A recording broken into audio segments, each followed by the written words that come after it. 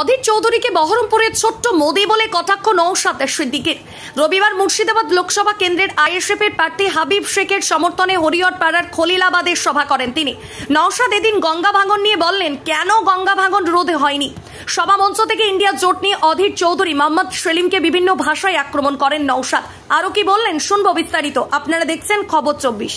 আমরা সবসময় বলেছিলাম যে বিজেপি তৃণমূলকে পরাস্ত করব, কিন্তু সব শুরুতেই এই ছোট মোদি তথা অধীর রঞ্জন চৌধুরী মহাশয় এই জোট থেকে বেরিয়ে গিয়েছিলেন।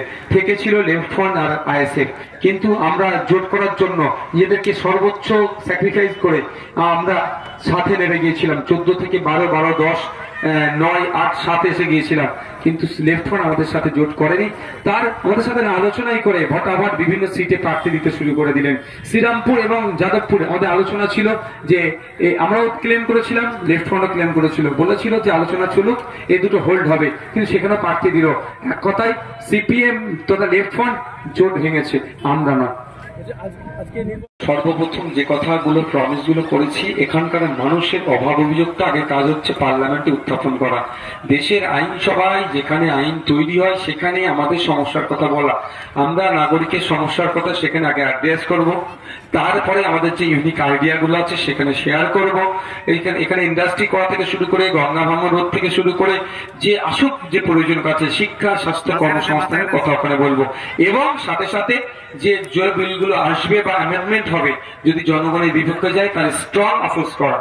মুর্শিদাবাদের সবচেয়ে পেঁয়াজ চাষটা বেশি হয়, পেঁয়াজের থেকে নিয়ে যাচ্ছে এবং ফর্ম ফিল আপ করে জমা দিতে বলছে যে ঘরের টাকা পাবে বলে। ওরা সব সম্পূর্ণ মিথ্যাচার করছে। আমরা আবাস যোজনা 100 দিনের কাজের জন্য লড়াই করছি, মাঠে ময়দানে লড়াই করছি, এবং আইনসভার মধ্যে গিয়ে লড়াই করবে আমাদের হাবিবরা, যেটা একটা ভুল বুঝিয়ে শুধু ভোটটা নেওয়ার ধান্দা হচ্ছে। Thank you. পক্ষে বলা এবং ইউনিক আইডিয়া থাকলে সেখানে শেয়ার করা, যেখানে আইন, দেশের আইন তৈরি হয়, সে আইএসএফ সে দায়িত্বটা পালন করবে। ইতিপূর্বে মুর্শিদাবাদবাসী 1952 সাল থেকে ভোট দিয়েছিল, 1980 সাল থেকে ভোট দিয়েছিল কংগ্রেস লেফট ফ্রন্টকে, তারপরে কদিনের জন্য তৃণমূলকে ভোট দিল।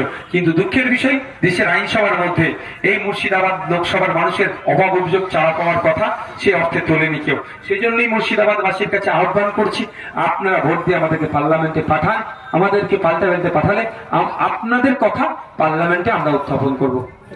আর কলকাতা বা হায়দ্রাবাদে নয়, এখন নার্সিং পড়ুন আপনার এলাকায় ভগবান গোলা নার্সিং ইনস্টিটিউটে।